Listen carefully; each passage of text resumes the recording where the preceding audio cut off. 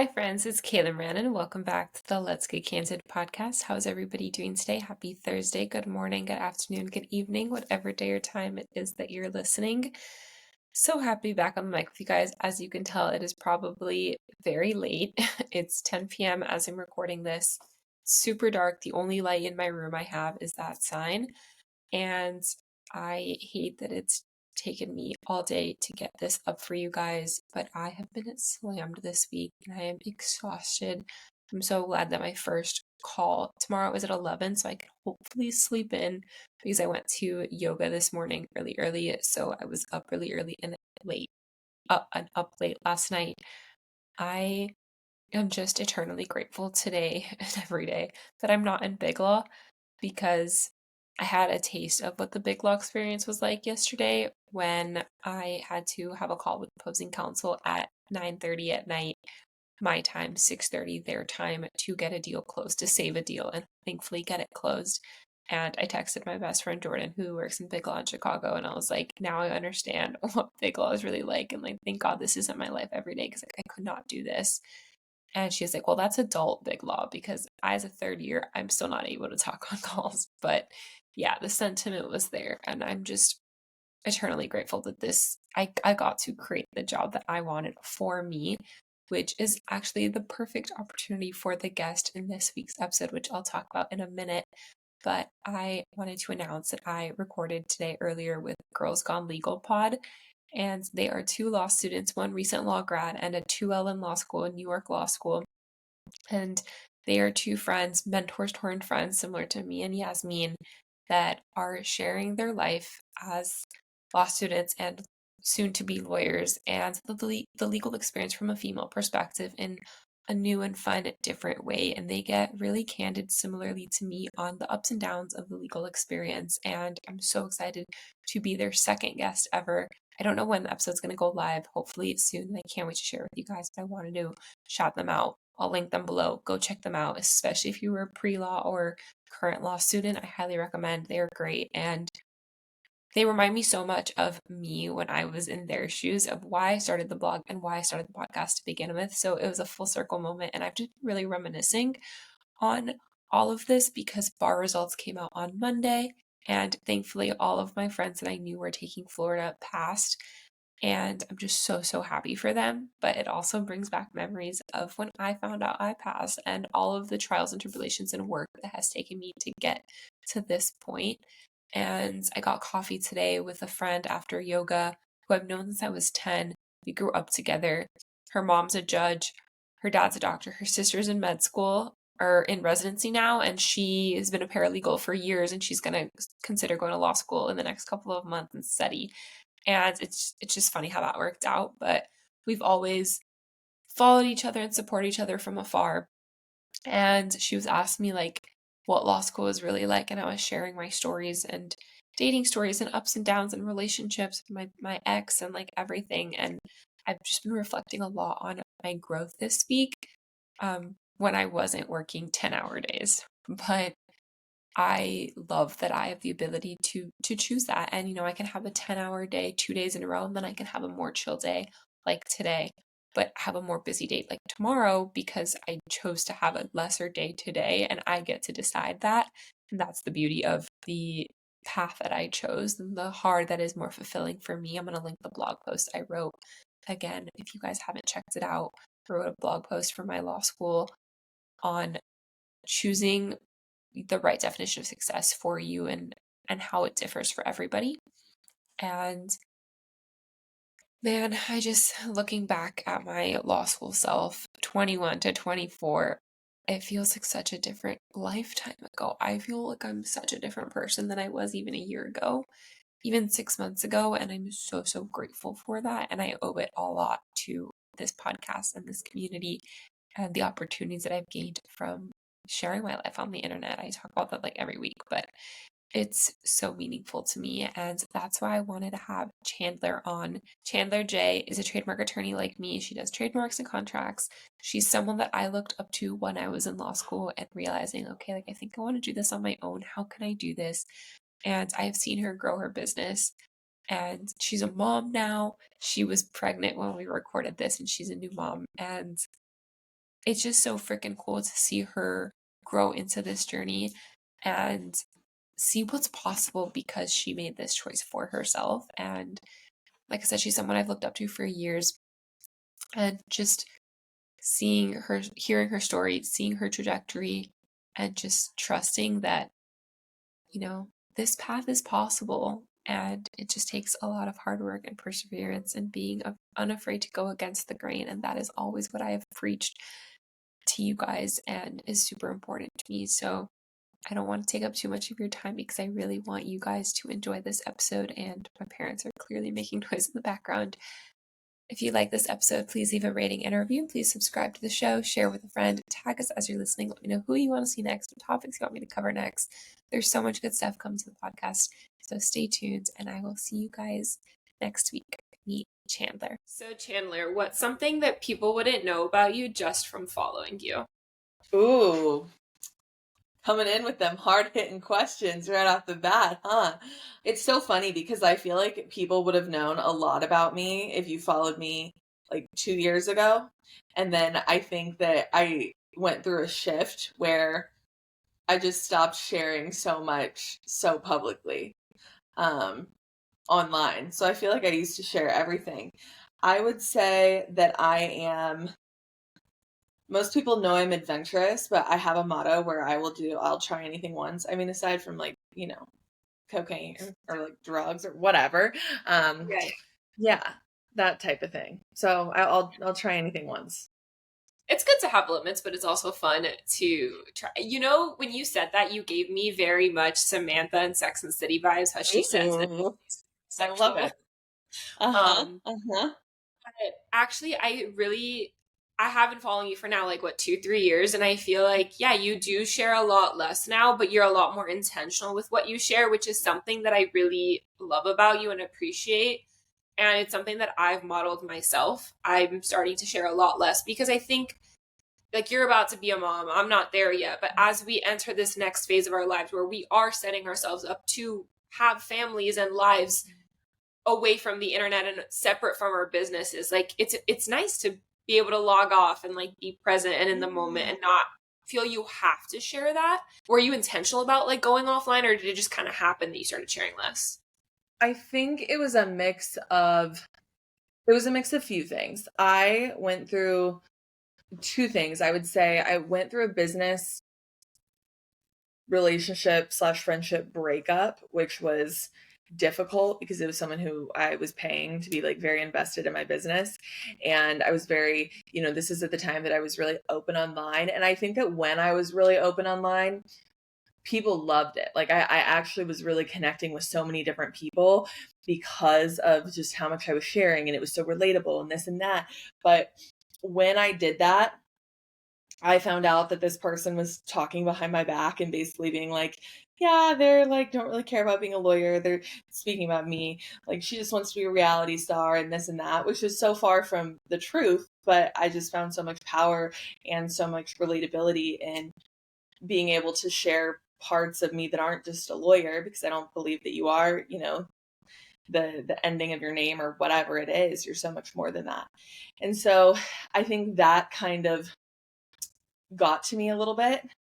And then shortly after that, I went through an experience where I had a miscarriage. And I think that that just mentally, emotionally, physically, I mean, all the ways just really messed me up. And so it was such a vulnerable thing.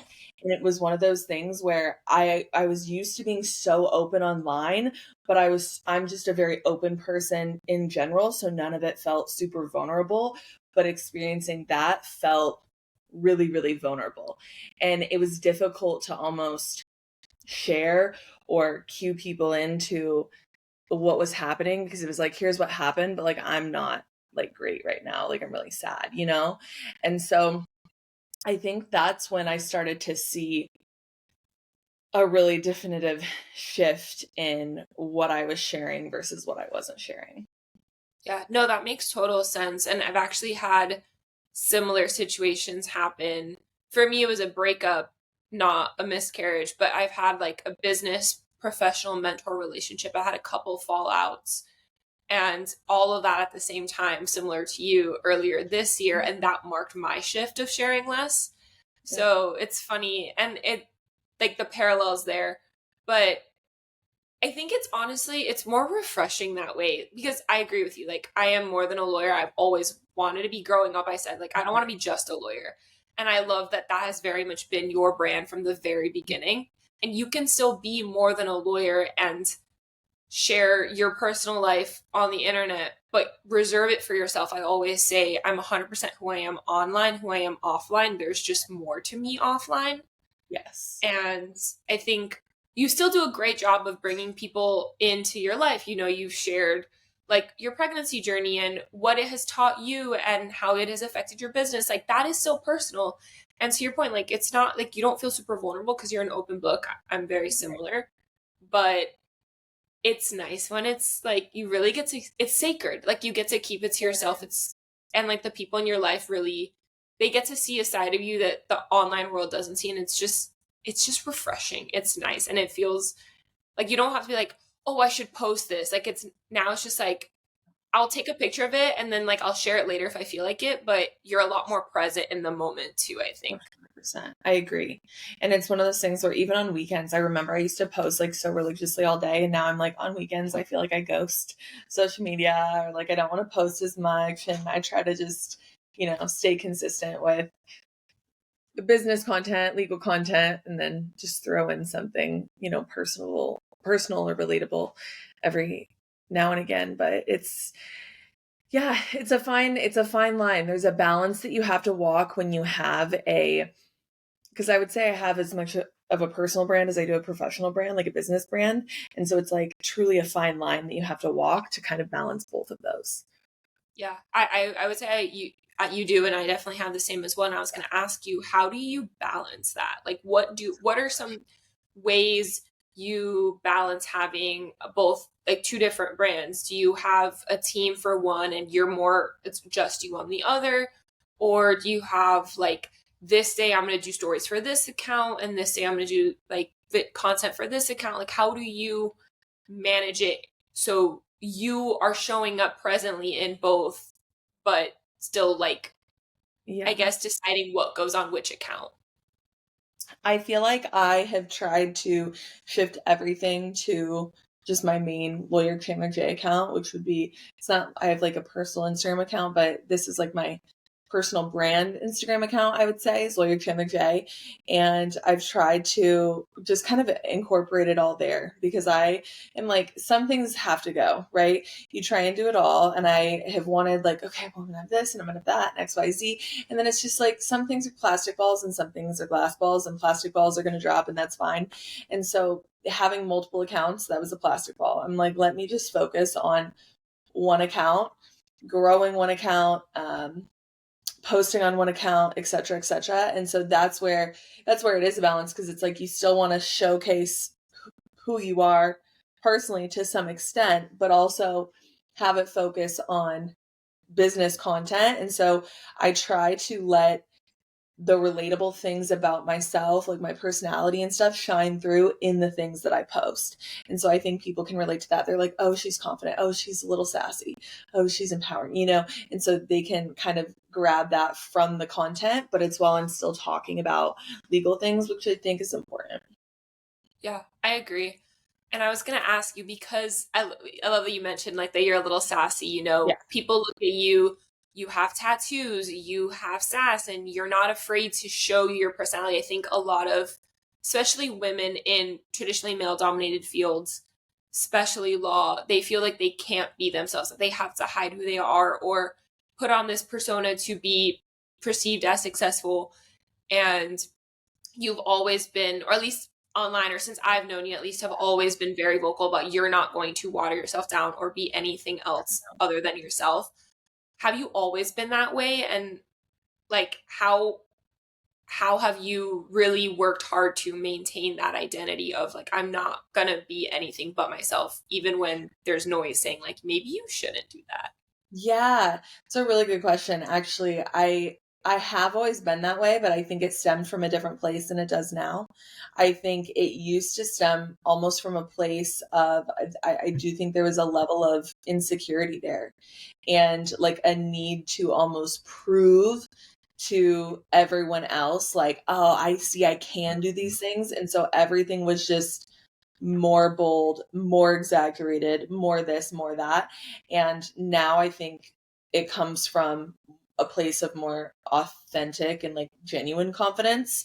And so there's not that insecurity surrounding that anymore. And so I am still that person, but it's not as like in your face. Like I'm not like screaming it that, you have to take me seriously and you have to do this and you have to do that. If you don't, you don't. Okay. Like whatever. Yeah. No, that's such a great this is why you and I've always gotten along because I'm very much like that too. Like people always ask me like, how are you so confident? And I'm like, I don't really think that I am, Right. but I appear to be confident because it's almost my defense mechanism. And it's a way to, yeah, in your face, like I am who I am, take it or leave it, either like me or don't. And it doesn't bother me, but if it, and to the outside world, it doesn't.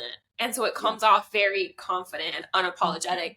And Mhm. that is who I am. And I want to be that way. But like deep down, it came from a place of not feeling good enough. And that I built this armor around myself. And I'm curious for you as you enter motherhood and like being a lot more in tune with your body and yourself and like spirituality and all these things.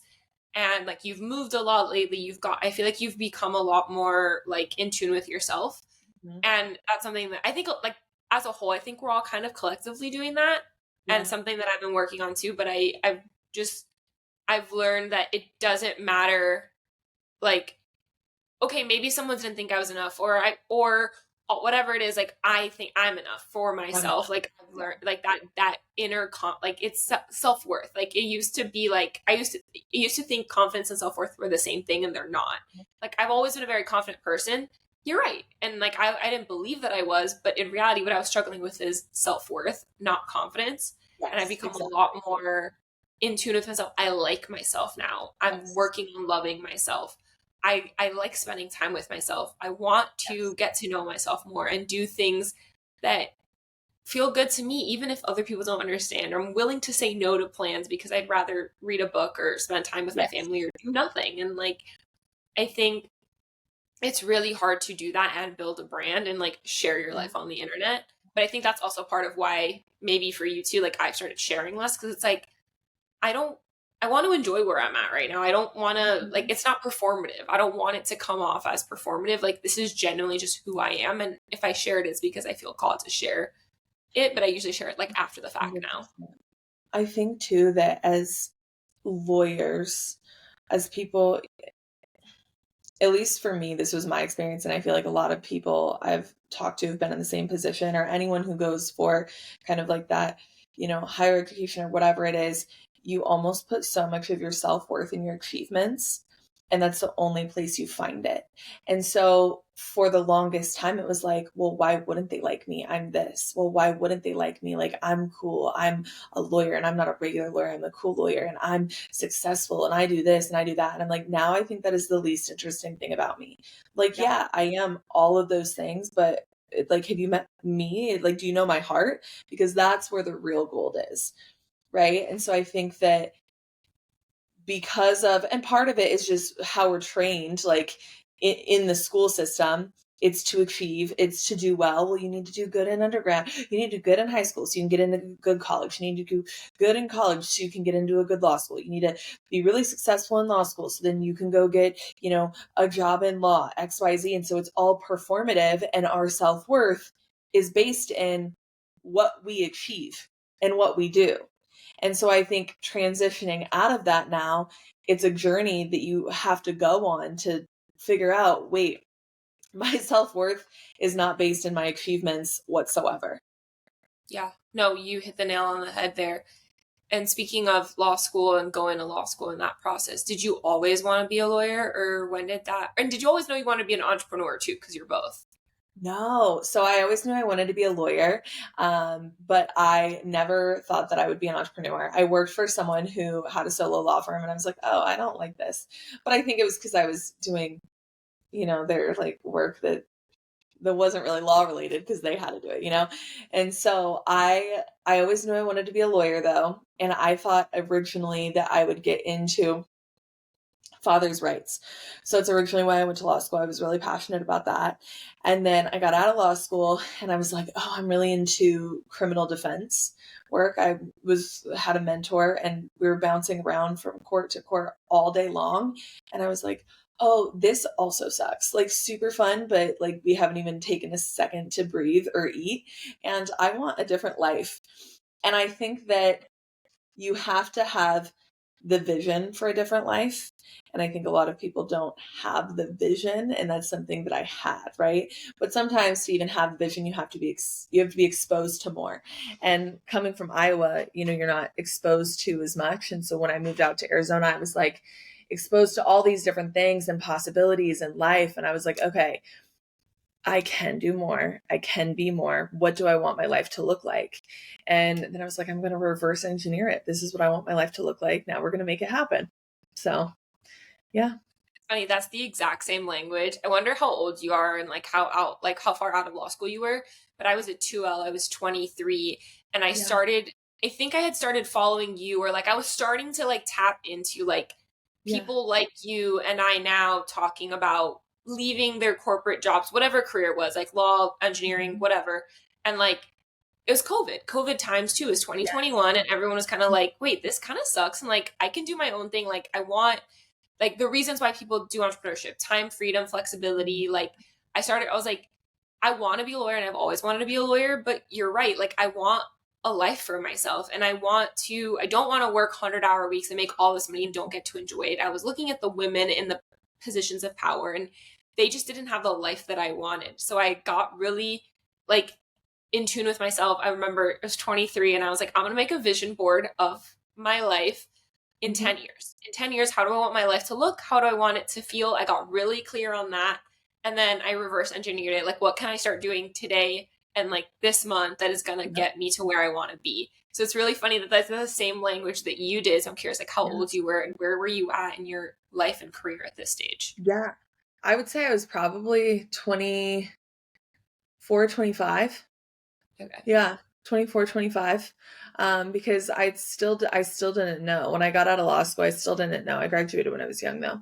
And then I moved out here, and that's when I was like, okay, I'm not going to accept the status quo, because I was getting job offers too, and it was like the job offers I was getting, now I get it from the place of being an employer. When you're hiring a brand new attorney, it's hard to pay them like six figures, right? Like there's a lot that you have to learn. I was getting these job offers, and I was just like, this is all that I'm being offered. I don't even need a law degree to make this much money. You know what I mean? Like, I don't know about that. And the status quo that, well, they were like, you'll work 12 hours a day, but we're going to give you a gym membership. And after 5 years, we'll pay for you to go on a 2-week vacation. And I was just Sounds like, horrible. girl, it was so bad. And I even, I'm a little negotiator at heart, so I even tried negotiating my salary with them. And I was like, if they will go up to what I want them to, I'll take the job. And they're like, we're sorry, but we just like we can't do that. And I was like, then I can't say yes. I have Yeah. to turn it down. So I turned the job down, and that's when I was like, I'm gonna go all in on myself. And I think there was a level of, granted, I didn't have a job, right? So there was a level of, well, I don't have a job, but it was also a safety net, because I was like, I'm already here. Like, I can't, I'm already at ground zero. There's no falling from here. I'm already on the floor. So that, I think, provided a bit of a sense of safety to be able to just move forward and be like, I'm going to do my own thing and I'm going to figure it out. Yeah. No, I couldn't agree more. I graduated law school at 24, and because I had done all that work already, I was Yeah. looking at the jobs out there, and I had offers from the people I worked at during law school. The people I worked at between college and law school, I was a law clerk at a big firm downtown, and they offered me a job. I got offers. It wasn't that there wasn't opportunities. I was just like same. I was negotiating. I was, trying to figure out like, how do I make this sustainable for now, knowing that vision? Like, to your point, like a lot of people don't have it, but once you have it, it's really hard Yes. to settle for less. And there's going to be times where like that vision's going to get tested and changed for sure. But it's a good baseline to have Mhm. to check everything against. Like, is this going to get me to where I want to go, or teach me something that's going to allow me to get there? And if either of those are not true, like, not a good fit. So I got to the point where I was like, okay, I know I'm going to end up going on my own because that's going to allow me to have the life that I want. And I was able to live at home. So, and I still do now, 2.5 years later. And I was like, I'm gonna able to live at home, so I can do this. I can invest my money into building my own thing.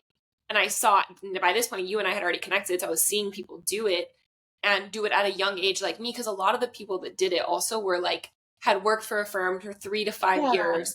They were married, they had salaries, and I'm like, okay, there's like help there. And like, you and I did not, literally, we were on the floor. Like, the bar was so low.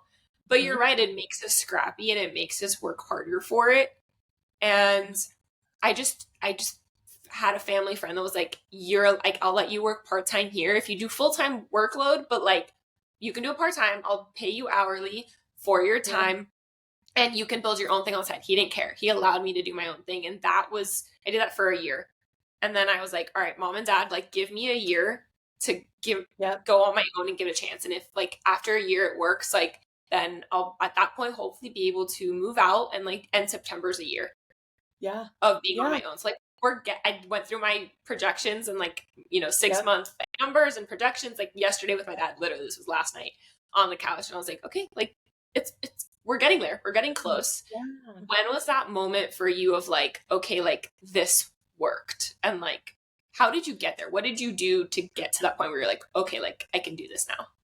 I had a moment where, well, it was a mix of a couple things. I've always been one where I'm like, I'm literally just gonna do and then figure it out. Like sometimes there will be no rhyme or reason. I'm just like, I'm gonna figure it out.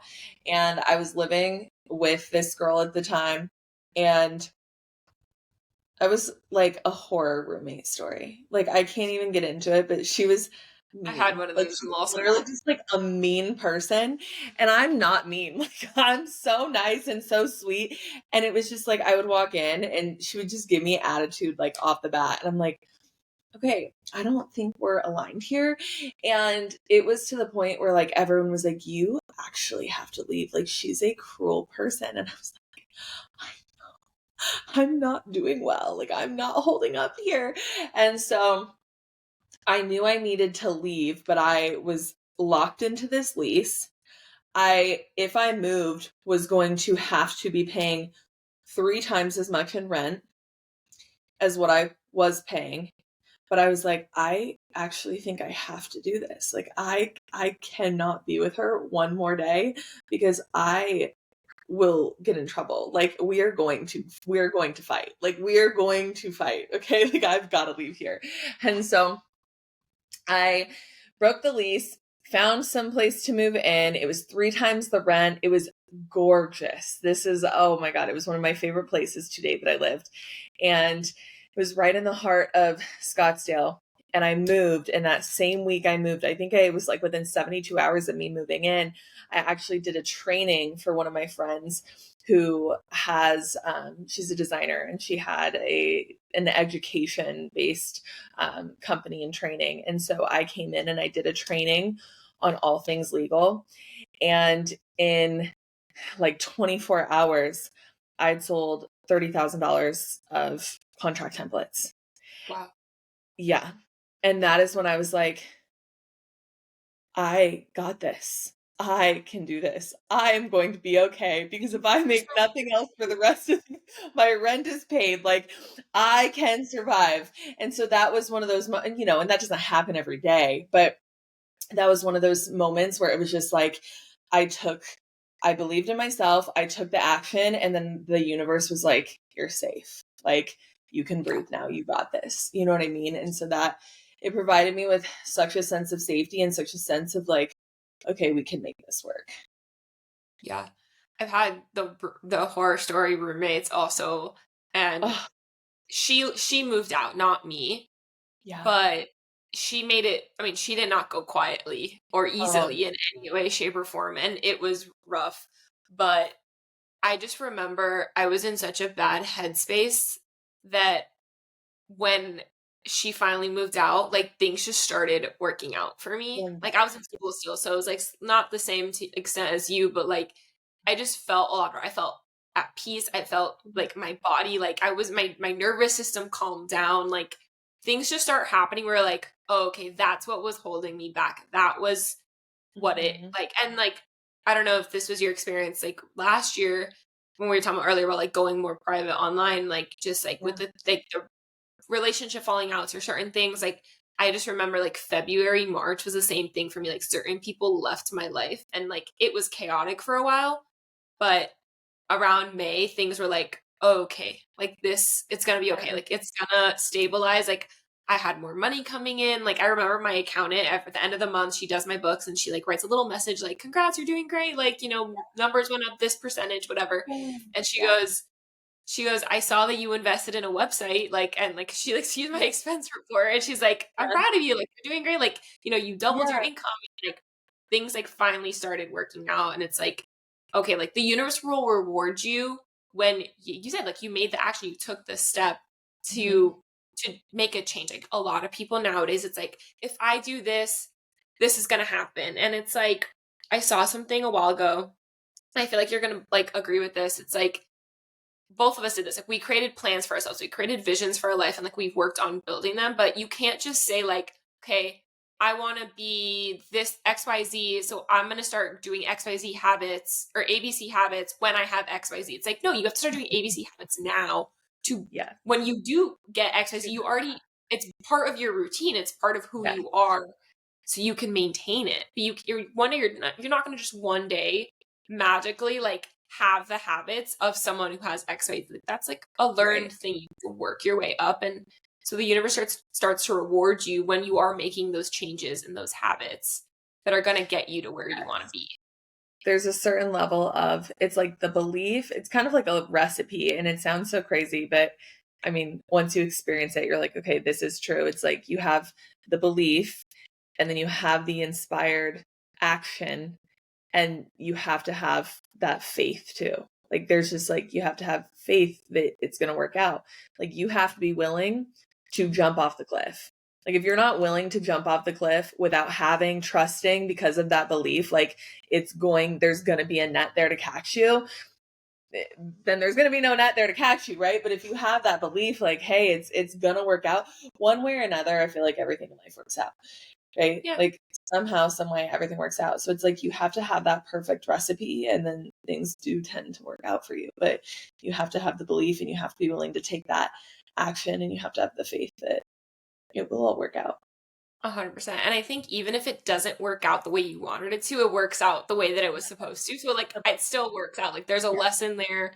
So, like Yes. it had to happen that way for you to get to where you wanted. And that's why I said like the vision can change, but it's a good starting place. It's like a baseline to have. Like something might happen where you're like, oh, maybe like there's a fork in the road and like you didn't make the wrong decision. Like it actually 6 months down the line, you're gonna be like, no, that I'm glad I made this choice. Like that one would have been the easier one, but this is the more fulfilling one, or whatever it is. Um, but as someone similar to me who went on their own, like you just did this training for your friend, like Yeah. how did you create the contract templates? How did you create a business? Like who taught you that? What did you do to educate yourself on running your own law firm? Because that's not something that's taught in school. Like you're taught how to think like a lawyer, but you're not actually taught how to Exactly. practice, and you're not taught Exactly. how to run a business. So where did that No, come from? I think that the running the business part was just kind of a winging it and figuring it out sort of thing. Yeah. And this is the other thing that I think people don't realize. When I was a kid, I used to think like, wow, I can't wait until I'm 20 because then I'm going to have it figured out. I can't wait until I'm 30 because then I'm going to know everything. And I can tell you that is so far from the truth. Like you will never know everything.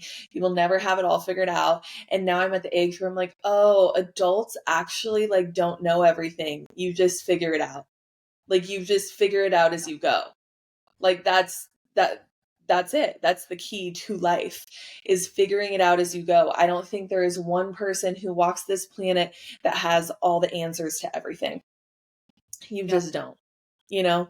And so when it comes to running a business, I think that I'm smart, I'm savvy. And so it's just trial and error. You figure it out, you figure out what works, you figure out what doesn't work, you read, you educate yourself, you find resources, you lean into your community.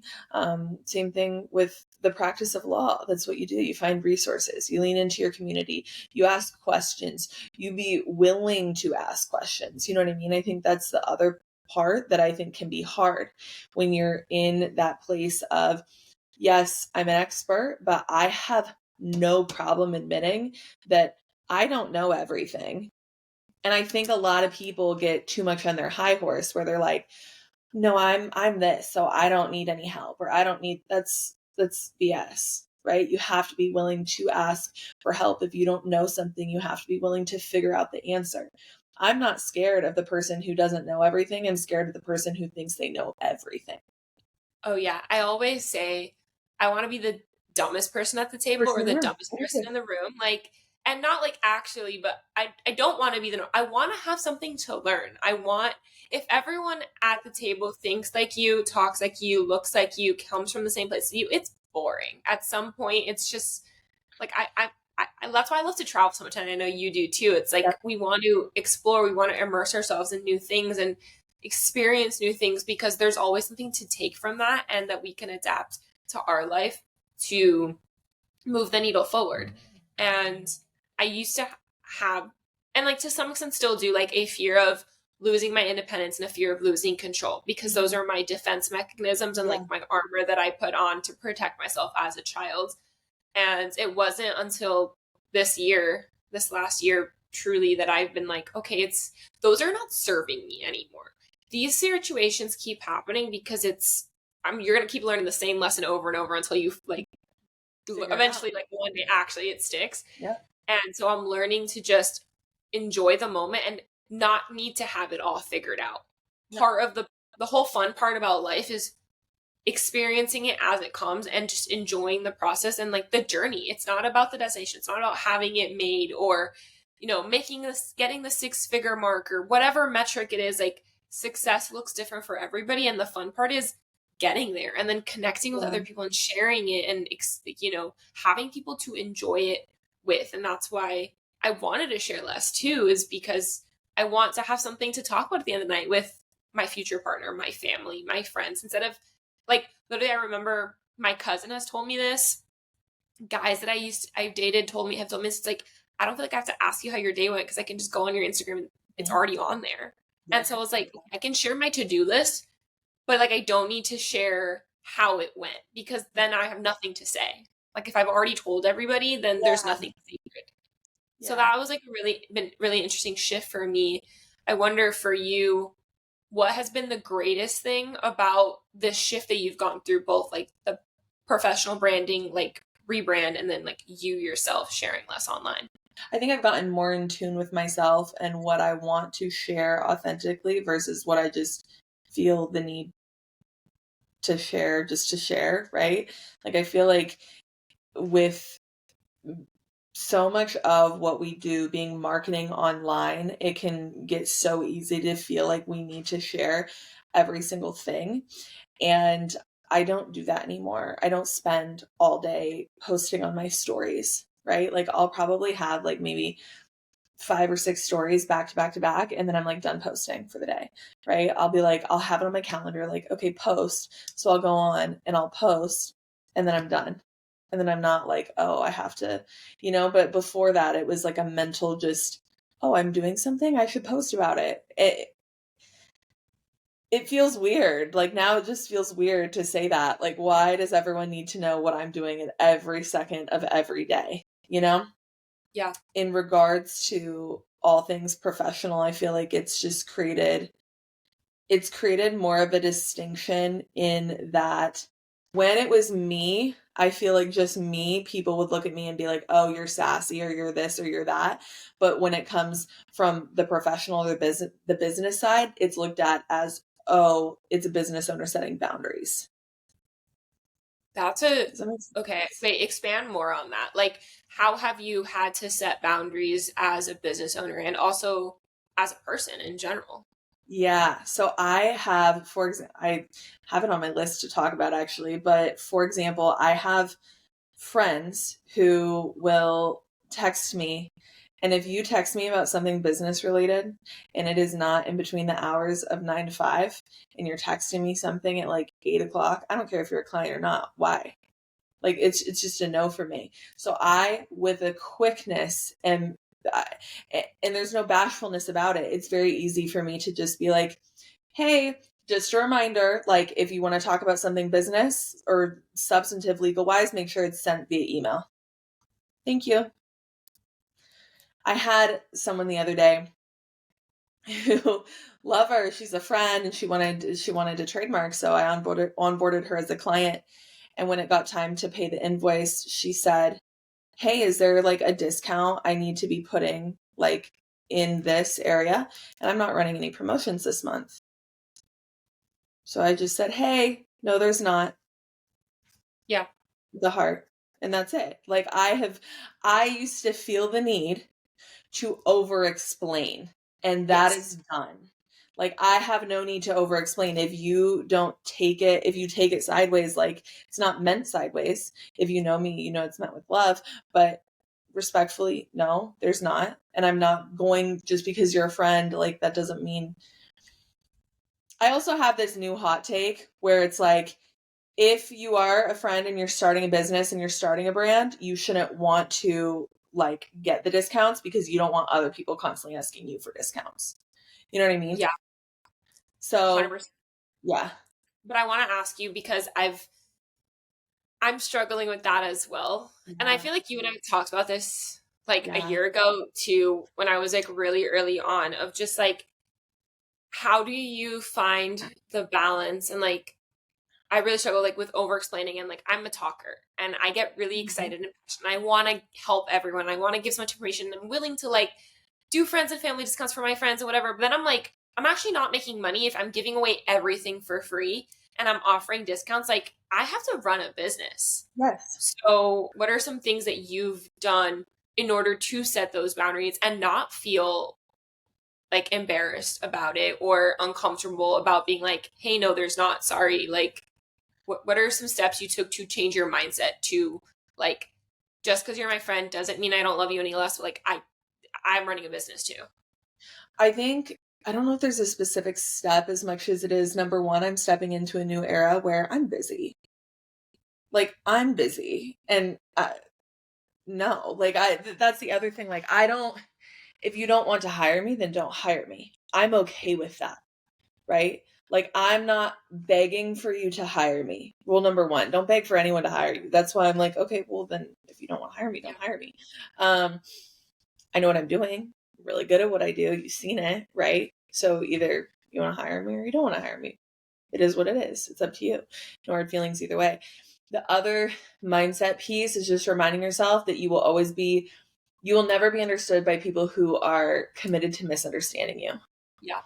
So leaning into that and just knowing at the end of the day, like it is what it is. I also think that when you have a team or you are leaning into other people, you're paying other people, it's not just you, it's not just me giving you my time. Like I don't have respectfully, I don't have that time to just give you for free. Time is money, right? You get Yeah. to a certain place where it's just like time is money. And so you you have to pay because of the fact like I am running a business. There are so many things that are, happening behind the scenes that people may not know about, and it's not just you being like, "Oh, I can do this really quick for you." That's not actually the reality of it, right? And so getting Yeah. really comfortable with the fact that no is a complete sentence. Getting Yeah. really comfortable with the fact that, again, too, I think it's one of those things where I've just realized because my closest friends, like my closest friends that I do business with or that also have their own businesses, we pay each other full prices. We've never not done it that way. We've done it that way from the very beginning. And That's so huge. it is huge. And so the way I think about it now is if someone is in the position where they're wanting to start a business, or, they have a business, but maybe they're not like at the level they want to be at, or whatever it is, I almost feel like I'm doing you a disservice if I offer you a discount, because that's not how business goes. Like, that's not how the real world operates, right? So if you want people to pay your full prices, you also have to be willing to pay people their full prices. Yeah. That's just how I look at it. Yeah. And it's crazy that that's such a revolutionary thought, but you're so right. And I think I'm getting a lot more comfortable setting those boundaries. I think in general, I'm getting comfortable setting boundaries. And I think something happens, like I'm 26, turning 27 now. Like I think as I enter this next phase of my life, I'm just, like I said, like I'm busy. I don't have the time or energy to expend on people who just are not going to give me what I need or want, and like that are just draining my energy. Like I'm learning to say no. I've never considered myself a people person because I'm not a people pleaser, and I've never really been, but I go above and beyond for everyone because I'm a giver. I just, it's in my nature to check in on people and be the one to take initiative, and like, I'm always the first to check in. I'm always the one to like go above and beyond for people. And then I recognized, I was like, why is nobody ever reaching out to me? Like if I got mad at myself, like if I didn't reach out for like a week or 2 weeks, I wouldn't hear from these people. And I'm like, and then I was like seeing it to me, like, if they don't reach out to you, they're not your friend. So I started like testing that, and I was like, so then I would have a conversation. I'm like, are you mad at me? Do you like what's going on? And they're like, no, like I think about you, and then like you text me, so like we just start. It's like, okay, well, like I want initiative from you. Like, why do I was it like? But you've never given me the chance, and I've recognized that like I wasn't allowing people to take care of me or do things for me or provide for me because I was putting off like I don't need you to. I can do it all myself because I gave too much. And so in business, in dating, and in relationships and friendships, like that's where I've been at this year of just like learning to do less and talk less. And that's also why I've been sharing less, because it's a holistic, like I don't know if you like musicals, but Hamilton, like I was driving recently and I listened to the entire musical, and like a big part of the theme is, talk less, smile more. And there's a saying in Spanish, "Caída te ves más bonita." And I used to hate when my mom would say it. It's like, because it's basically like, you look prettier with your mouth shut. And like, that's so derogatory and like so rude, but it's actually true. Like sometimes just talk less, like just smile, nod, smile and wave, and like keep it moving. Like you don't need to be everything to everyone, because then you're not making time for yourself either. You're not. And the other thing is that people don't value what is free or discounted as much as they do when they pay full price. Yeah. They just don't. Yeah. They just don't. I mean, it's a fact. I don't care what anyone says. It's a fact. And so it's like, I could sit here and I can tell you from experience, because I've consulted people. I've given so much strategy to my friends, and then I'm like, they don't implement any of it. No. So what was it? A waste of my damn time. And that's something I'm done doing. So for example, like if you're in my inner circle, like my inner circle, yeah, I might give you a contract template, or I might give you a discount on a contract template. That's fine, because there's no time involved in that for me. But if it requires my legal brain, my time, that's where I draw the line. 100%. Every time. I'm getting better at that for sure. And it's trial and error, but I definitely, I see the need for that and the value for that. And it's awkward and it's uncomfortable. And like, sometimes it leads to hard conversations with people, but then you also recognize like the people that, like you said, like they value you and they value what you're offering to them. And I think that self-worth thing comes into, like, it's like, you have to value yourself. You have to genuinely believe in yourself before anyone else is going to. That's a big thing with entrepreneurship. Like people are always like, how like, it's so hard to be an entrepreneur. How do you stay true to yourself? Like with all the noise, people telling you what you should and shouldn't be doing. It's like, you have to genuinely believe that you are worth it, and that you are valued, and that you can and should be doing this. and the people who don't see the value, like those just are not your people and they're not your clients, and that's okay. I was talking with my friend the other day, and we were talking about how it can be hard to work with your friends sometimes. And I said that I actually don't think it's hard to work with people that are in your inner circle, because I don't feel like the most inner circle people question you. They're just like, okay, they believe in what you It's do, the they periphery trust you, friends. and they pay your full price. It's the people that are in your outer circle that are like, well, I know you, so I should get a discount because we're cool. Entitlement. Mm-mm. And that's what I don't vibe with, because I'm like, yeah, you know me, but it feels like you just want to capitalize off of me rather than genuinely valuing what I do. And again, I also think it plays into, we're working with people who we work with other businesses, right? So it's like, if it's not, and this is unique to the type of law we do, because if it was, criminal defense or whatever, then maybe you want to help get your friend off, like fine. But in what we do, we're helping other people start businesses and start brands. And so if they also want a business, to me, it's like, how are you sitting here saying you want a viable business and you want people to pay you full price and not question your prices, but you're sitting here questioning mine? Yeah, Nope. 100%. I also love something. I saw this a while ago and it has always stuck with me, that during the holidays, when lawyers are giving their clients gifts, or like when it's gift season, whoever's giving gifts to who, you buy gifts from your clients to give to other people. And you People. pay Yeah. full price for the candle or whatever it is. And I just, that's always stuck with me.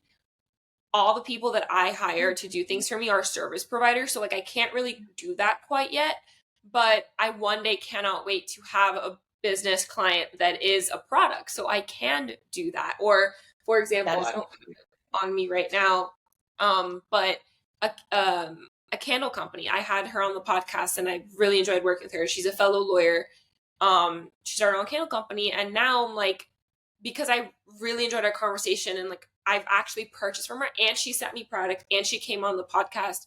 That's like when it's gift giving season this year for me, like I'm gonna get like a little mini candle like for everybody, because and they're customizable, and it's like it's generally someone that I believe in their mission. And like to your point, like if you generally believe in what someone's doing, you're gonna pay full price because they deserve it, and you would expect and hope that they would do the same in return for you. And so that's always stuck with me that you did that. And I think that was like years ago that you posted that. But Yeah. Oh, every time I have a product based client, I buy their products because it's so fun. Like it's the you most get to be a part of building it. Why don't you yeah. want to have it? Yeah. I have like a body scrub in my shower right now from a client that just onboarded. It's so fun to see the different things that they create and the vision and the branding that they're bringing to life, and then we get to play a part in protecting that, and it's really. How did you discover this area of law? Because you started out doing criminal, and I think you did personal injury at one point too. Correct me if I'm wrong. I had gotten a job offer, yeah, at a personal injury firm. I never practiced in it because I was like, no, but I've Don't blame gotten you. a job offer. Yeah, I was like, I'm good. How did you get into this area, and how did you educate yourself to be in this area? It was one of those things where I was like, I'm going to reverse engineer my life. What type of law can fit into the life that I want to live? Yeah. And it was this. It's seamless. It's paperless. We can work with people all over. We can work from wherever, things like that. And it was at the time that I found out about Sonia. It's now my best friend. But I found out about her course. She teaches other people how to be trademark attorneys. And so this is, way before her and I were ever friends whatsoever. I invested in her course, and I was like, I'm going to make this happen. I'm going to figure it out. And so, yeah, that's how I learned all things trademarks. Really dove into that and plugged in, and it was an amazing, incredible resource, because it was like, this is the stuff that they don't teach you in law school. Like, they don't teach you like the practical how to XYZ, and that did. And so it was amazing, and I was able to make my investment back so quick. Yeah. And then you just continue going and building and scaling from there, and you become so much more confident in your abilities, because you're like, oh, look, it's working, everything I'm doing is actually working, and I am right, and XYZ. So Yeah, it's so funny. I love Sonia, and I love that you guys have become friends, and I love her community aspects Yes. of it. And I'm always talking about her course. Like I know my friend Okay. Heather just took it Mhm. because she started doing the CLEs, and like I tagged both of them in it, and Heather tagged me, and then I reposted it, and I tagged Sonia in it, and she was like, "Do you want to be an affiliate for me because you're bringing me sales?" And I'm like, Yeah. and it's funny because to me, and like I've built a friendship with her and you now in Berkeley, and Berkeley's how I got to know Sonia, as Berkeley took Yep. her course too, is um my parents actually gave me a loan to purchase the I course. love it. That Yep. like I remember I took the bar in July, I got my results in September, but I had no job still. So I remember having a call with Sonia like in September and being like, "Hey, like I'm waiting for my bar results and I'm still looking for a firm job, but like I really see what you're doing. Like I want to be I want to take your course. I want to be in your network. I want to do what you're doing. Like should I invest in your course? Like I have no money. Like this would be taken out of my savings to do this." Yeah. And she goes, and like Hannah started my firm without any firm experience, and like I was just so worried about like people not wanting to work with me because I had no experience. I was not an expert, and I would have to call myself an expert to market myself. And I was like, Yeah. she's like, that's exactly what this course is for. Like, come do it. Like, I will guide you through it. Like, I'll walk you through the whole process. Like, if you have like you have my number, like call me, whatever. Yeah. So I told my parents that, and they were kind enough to lend me the money. And then they Yeah. said, if you make it back by the end of the year, or like no, because it was like October. They're like, if you make it back in like 6 months, then you don't have to pay us back. Like Mhm. take it as like a gift instead of a loan. Yeah. Like if you don't make Yeah. it back, then you have to pay us the money Right. back. Yeah. But if it works, like you don't worry, take it as a $3,500 loan and like you're good to go. Yeah. And I never had to pay back. And Yep. it's just like funny, like I want to talk to you about that, like people believing in you Mhm. because I see that a lot. Like I actually saw on Threads this morning, this girl was like, how do you guys navigate people telling you what you should be doing with your life or like your family not supporting you? And I'm not gonna say that my parents haven't always been supportive. They've been supportive, but they've questioned me. They've challenged me to Yeah. make sure that I have thought it through myself. So it is support, but it doesn't come across that Yeah. way. But looking back, I'm like, they've always been supportive. They just wanted to make sure I was making the right decisions. Have you ever faced a genuine like non-support, or has your family always been supportive of you, and how have you navigated that? Yes, everyone was supportive when I started my firm, but everyone was also like, "What are you doing? Like, you just turned down your job. Like, you literally got a full-time job offer. What are you doing? You're crazy." My friends were like, "What is happening?" My dad was always really supportive, and just like go, go, go. And then when it came to certain things like certain posting things online or whatever, he might be like, "Why would you post that? Like, don't do that," or something like My that. parents do that too. Whereas, right, whereas it's like, so that kind of felt like non-sport. Granted, he's just looking out for me, and in hindsight, because now he's like, well, and it was on TikTok. It was like when TikTok became big, and he's like, "Why are you posting that on TikTok or doing that on TikTok?" And I was like, "Now why aren't you TikTok famous?" And I'm like, "Well, I could have been if you want to shut me down," you know what I mean? But it's like that one comment makes you feel like, oh, I should stop. So yeah, that was my fall from TikTok stardom.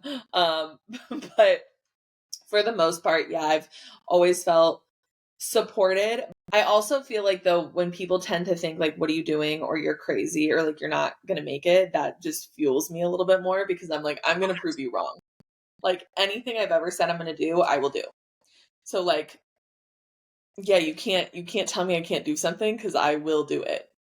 Yeah, it's I grew up with a mom who always said like they're just jealous of you, they're just envious of you. And I was like, what Yeah, do they have to be envious of? Like exactly. I'm Yeah, smaller than them, I'm yeah, not as pretty as yeah, them, as whatever, blah blah blah. And then I got to yeah, law school, and something that you said earlier, one of my best friends in law school said, like, why do you so badly want to be I vividly remember it was like I had just gotten home from 2L year. Like I had just landed back in Miami. I was like 2 a.m. on the couch, hysterically crying because I had been home for a few days and no one from school had checked in on me. But they were all hanging out. They were all partying. They had visited each other's house, like yeah, homes, and like nobody has once checked in on me. And I was like, damn, these people like are fake. Like they don't like me. Like yeah, they only like and all these things, whatever.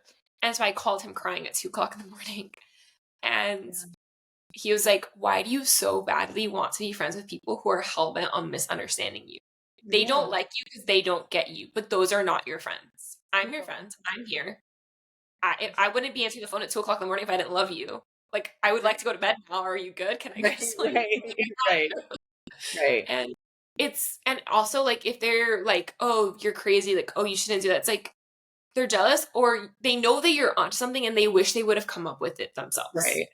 Yeah. So like, yeah, it adds fuel to the fire of like, all right, now I'm gonna prove you wrong and do it 10 times better. I think it's that version of ourselves that like doesn't want to prove ourselves, but like it's also you want to show that yourself that like it doesn't matter what people think about you, like you had the idea, like you want to see it through for yourself too. Like Mhm. it's not always to prove other people wrong, it's to prove yourself right. Like you have this idea for a reason and like and maybe you don't end up doing it forever, but like there's a reason why you're called to do this right now and it's part of the bigger plan for you. Always. Yeah. Always. Yeah, I agree. And it's something I want to talk to you about because I actually have been struggling with this lately too is like it's summer, we're taking bikini photos, like we're doing all these things. And it's like, how do you navigate being a lawyer and having a professional brand, but also being a woman and liking your body and liking your curves Mm. and you have tattoos and like you want to show them Yeah. off, you don't want to hide who you are. Do you have advice for people who especially young women wanting to go into the legal field, they're like, can I have piercings? Can I have tattoos? Because they've always said like you can't do those things or like bikini photos. Oh yeah. I actually think that the legal field, it's not even people from the legal field that are going to judge, I don't think at all. I used to think that, oh my God, lawyers are going to be so judgmental of this or that. But the little community, at least that I feel like I surround myself with, they will be the biggest hype people in the world, right? And hype you up. And so I think it's one of those things where at the end of the day, we're all human. We are not the letters at the end of our name. Like, I'm way more than a lawyer. I feel like I used to show so much more online. It was more of like a bold statement. But I think there's a time and place to do it because one thing I know how to do, and I think that everyone should know how to do as a business owner because it's important, is to get attention. Like, you have to know how to get and grab attention. And I believe that all attention is good attention, whether it's good or bad. It's what you do with it that matters. And so, I used to, I could post something and get a lot of attention. And then it's like, how am I going to cultivate it, from here? And I feel like I certainly don't post as much now, or I'm more modest online now than I used to be. But I think that's just because I've grown, I've changed, I've evolved some as well. But even in like what I posted the other day, some photos from my maternity shoot, or I have more that I'm going to post today, some I'd be like, oh my God, you're a lawyer and like you're posting that? Yeah, I'm still a human.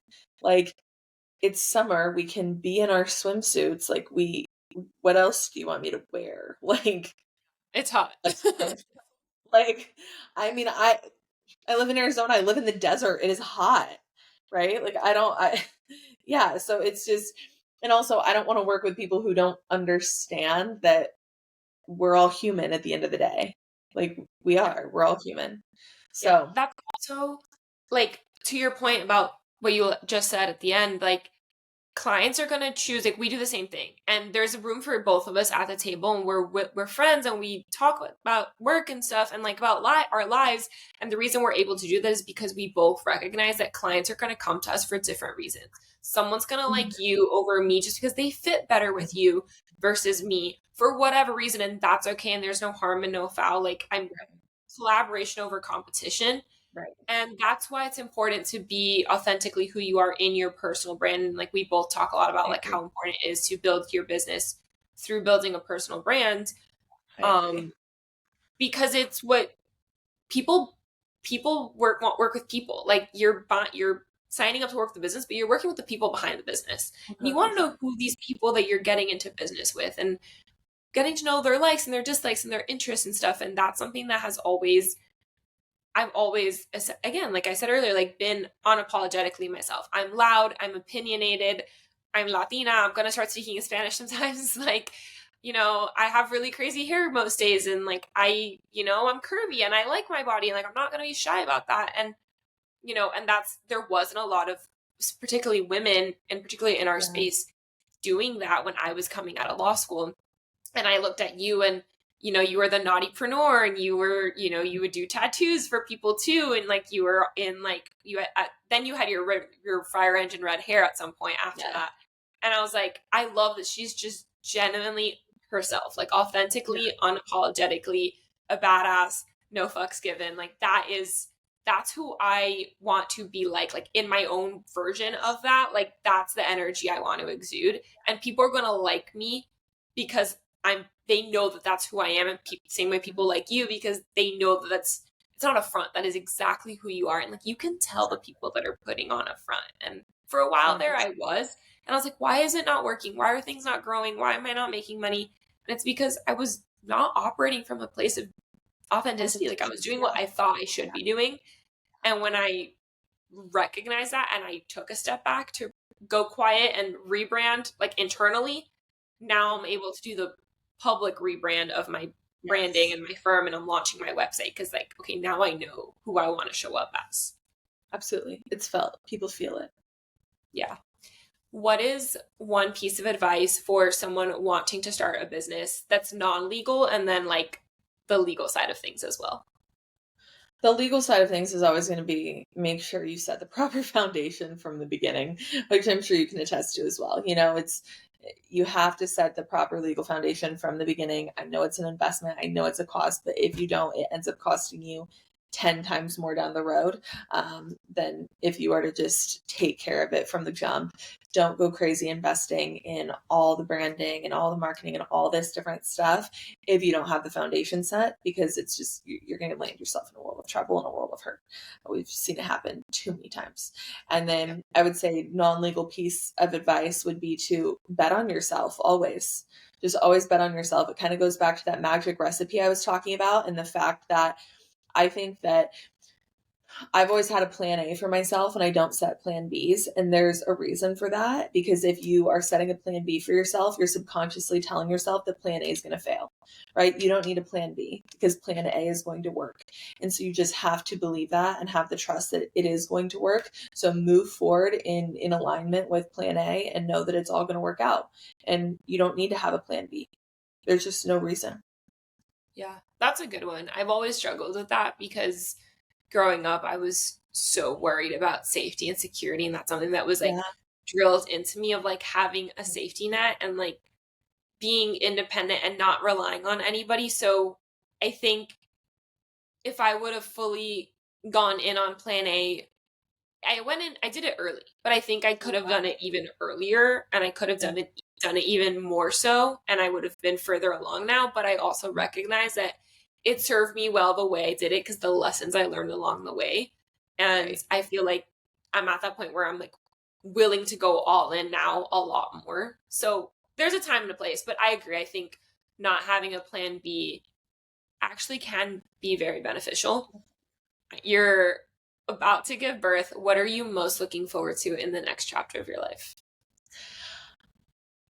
It's so crazy because I don't even know what to expect. It is truly just a whole new journey. And it's still so surreal to know that I'm going to have a daughter. Like, I have a daughter. And so I just want to be present with her. That's what I'm excited for, is being able to be present and being able to be with her along all her little milestones and teach her and raise her to be, confident and empowered and badass and just fully in alignment with herself.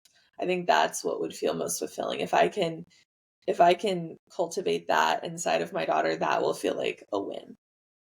Yeah. I'm excited to see your journey, because I look up to you so much in the way you approach life and business. Yeah. And I'm excited to see how you approach motherhood, the parts you do share, and how you integrate that. Because I know it's gonna be an addition to your life. It's gonna be an integration, and like that's my goal when I get there too. So I'm excited to see how you do it all, and I'm really looking forward for you this next chapter of your life. I've loved watching you the last few years really grow and evolve your business into lethal legal. Like, it's cool seeing you from like naughtipreneur to lethal legal. It just, I've loved watching it. So I'm so excited for you. Thank And you. yeah, where can everybody find you so they can follow along too? At Lawyer Chandler J on Instagram or Threads. We're on Threads too. Yeah. Yay. Thank you so much, Chandler, for coming on the Yes, of course. podcast. Thank And you I'll for see having you me. guys all next week.